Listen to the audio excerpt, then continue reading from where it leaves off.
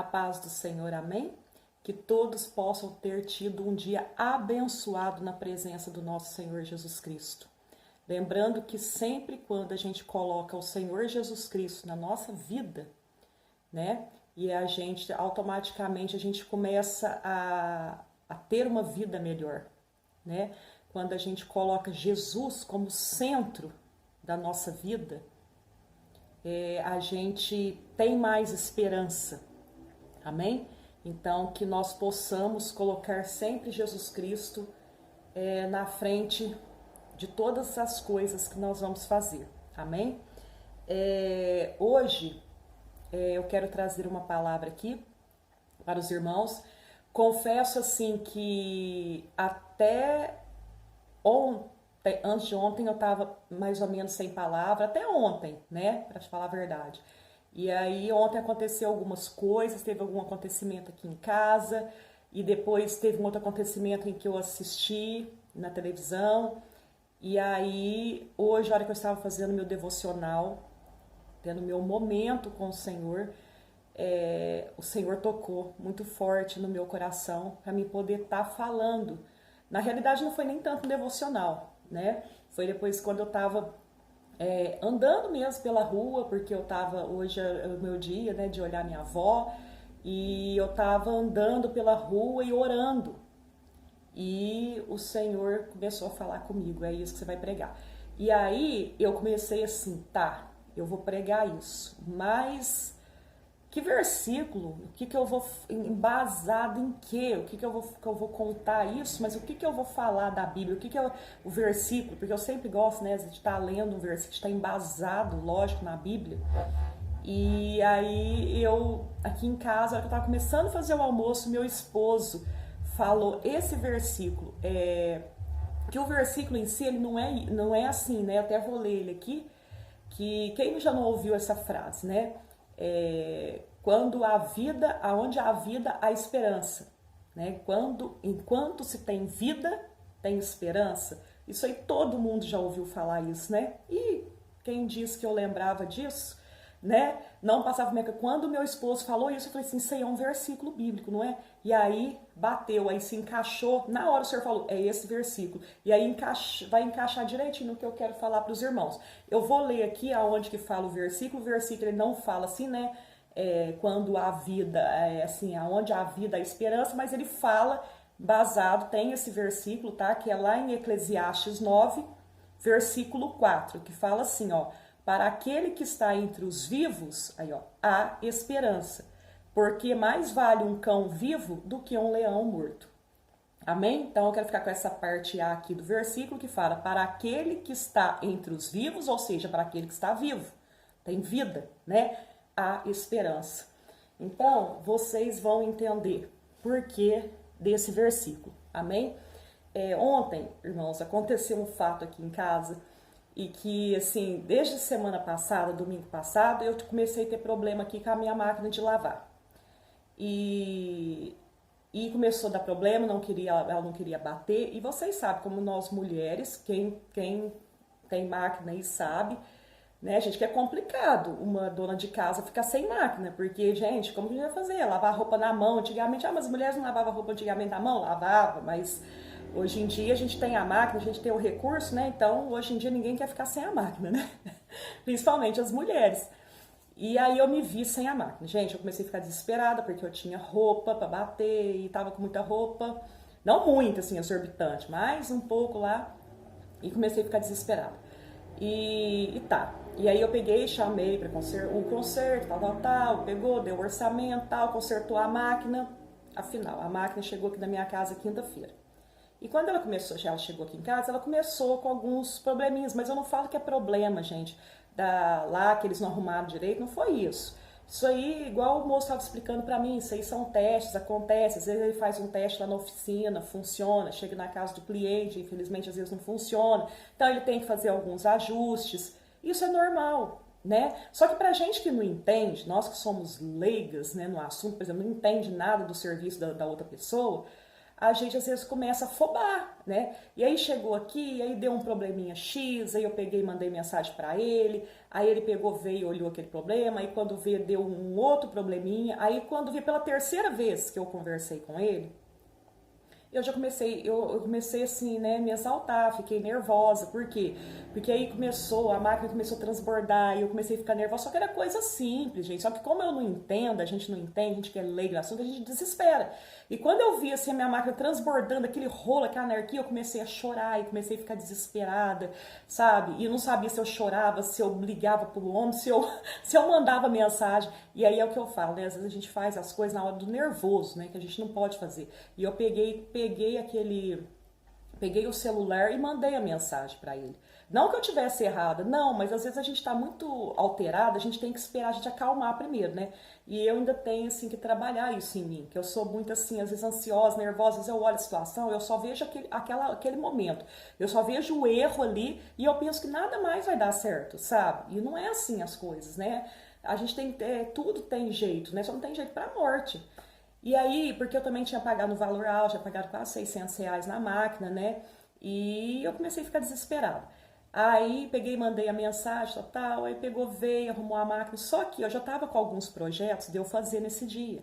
Porque eu falei assim, hoje eu vou falar para minhas meninas ajudar eu lavar os tapetes aqui de casa, vou colocar elas lá fora, vou ligar lá a mangueira, elas vão fazer isso, vou fazer X, eu vou fazer aquilo. Gente, eu perdi totalmente a empolgação. Sabe quando parece que aconteceu aquele problema com a máquina? O homem do Senhor veio, arrumou a máquina ficou perfeita, né? E glória a Deus, né, por isso, ela ficou perfeita, eles vieram bons trabalhadores, graças a Deus, né, vieram aqui, fizeram o serviço, isso aí foi só uma coisa de ajuste mesmo, né, mas eu, pela minha ignorância, né, e às vezes de precipitação também, né, de achar que não ia dar certo, né, mas no fim deu tudo certo, só que, gente, eu desempolguei, eu tenho muito isso, eu tenho que trabalhar isso em mim também. Por exemplo, às vezes uma coisa dá errado, eu não sei se tem isso com alguém que eu tô falando, às vezes eu tô contando isso aqui, às vezes alguém fala, nossa, Marli tá contando coisa da vida dela. Gente, mas vocês vão ver que vai tudo se encaixar, né, nesse versículo que eu li. E às vezes eu tenho certeza que Deus está falando, Deus está usando eu para falar com outra pessoa, né? E aí, gente, eu peguei e fiquei desmotivada. Eu tô com isso, sabe? Eu tenho esse negócio. Vamos supor, se acontecer alguma coisa, se eu brigar com alguém, se eu ficar triste, parece que aquilo que eu tenho que fazer no dia, pra mim, eu já não quero ir na academia às vezes. Eu já não quero, por exemplo, pode você ver, até assim, até os projetos que eu tinha feito para aquele dia, para ontem, que era lavar os tapetes, e não ia ser nem eu que ia lavar os tapetes, ia ser as minhas filhas. Mas eu falei assim, não quero nem que elas lavem, porque aí eu vou ter que ligar a mangueira, eu vou ter que fazer, eu vou ajudar elas lá. Então eu não quero, não tô, aconteceu esse problema, já não tô com empolgação mais, pra mim já deu. Aí eu peguei, arrumei a casa, lógico, fiz a faxina que eu tinha que fazer, mas não fiz mais, parece que aquele dia pra mim parece que tinha acabado. Gente, por causa da máquina. Olha pra vocês verem. Tá. Gente, chegou à tarde, o meu marido pegou, ligou, falou, Lívia, vem aqui pra você ver uma entrevista. Não sei se vocês conhecem o filósofo, palestrante e professor, tá? Ele dá aula em universidade, não sei qual universidade que ele dá aula. Ele chama Clóvis de Barros. Gente, é um homem muito estudado, um homem muito bom, que se vocês tiverem oportunidade, vocês podem até ver isso, porque às vezes você vai falar, não, mas você falou o nome dele, você está falando da vida dele. Não, mas ele falou da vida dele, ele falou, isso que eu vou falar para vocês, ele falou em palestra e falou lá em programa, então vocês podem até ver, procurar Clóvis de Barros e ver isso aí que vocês vão achar. Então, ele mesmo contou, ele mesmo falou. E aí eu ouvindo, gente, o testemunho dele, assim, no sentido assim, não é testemunho, ele contando o que ele passou, que ele estava com um problema nas vistas, na vista direita dele parece que ele enxergava 14, ele só enxerga 14%, e da esquerda, e aí nessa que ele enxerga só 14%, que é a direita, ele queria fazer um procedimento, ele fez um procedimento, e o médico assegurou para ele, falou assim, isso aqui de dar erro é 1% de dar erro, geralmente não dá, gente, você acredita que o 1% foi nele? Deu nele, deu problema, não deu certo a cirurgia e ele tá lá, os 14%, né? Não sei nem se prejudicou mais ou se ficou só nos 14%. Só sei que ele enxerga só um pouco do olho direito. O olho esquerdo, ele começou a ver assim que ele tava vendo meio embaçado, parece que tinha um negócio no olho dele, ele até citou, falou que parecia um catarro, que tinha um negócio assim, sabe? No olho dele verde, assim, meio, sabe? E aí ele procurou saber daquilo, quando foi ver, gente, ele tá com câncer na retina. Atrás da retina. E aí é o que vem. E ele contando aquilo, sabe, rindo. Ele contando aquilo e rindo. Gente, na hora, Deus tocou no meu coração falando, só pra você ver. A pessoa contando que tá com câncer, que não enxerga 14% da vista. Ele contando que ele tá com câncer no olho esquerdo, atrás da retina esquerda, ele tá com um tumor. Que o risco dele ficar cego é praticamente 100%, que ele não vai enxergar, né? E ele tá, gente, com uma esperança, sabe? Ele tá com uma fé. Eu falei, gente, e nem cristão ele é. Apesar dele falar, dele mencionar nessa entrevista que ele deu, que ele é fã de Jesus Cristo. Ele é fã de Jesus Cristo, mas assim, ele não é um cristão autêntico. Ele é fã de Jesus Cristo pelos feitos de Jesus, pelo que o Jesus fez, entendeu? Assim como, por exemplo, você pode ser fã de um cantor, né? Você gosta de um cantor porque você gosta das músicas dele, você gosta do estilo de vida dele, não é? Então ele é fã de Jesus Cristo. Mas eu acredito que se Deus tiver uma obra na vida dele, e ele for um eleito, Deus ainda pode fazer grandes coisas na vida dele, né? Então, só que ele mesmo fala que ele não é cristão, né? Ele acredita em algumas coisas, não acredita em outras, então não é um cristão autêntico, né? E olha a fé dele. E o que eu achei mais bonito, que o Senhor tocou mais no meu coração, falou, olha aí para vocês verem. Falou para mim, né? É que ele pegou, tinha uma palestra, ele ficou sabendo desse tumor que ele estava, eu acho que tipo à tarde. Gente, ele tinha uma palestra 8 horas da noite para dar. Vocês acreditam que os colegas dele na hora, né, lá o produtor, as pessoas que ajudam ele, que mexem com o negócio, com a agenda dele, da palestra, falou assim, não, eu vou desmarcar isso aqui para você. Ele pegou e falou, desmarcar? Para que você vai desmarcar?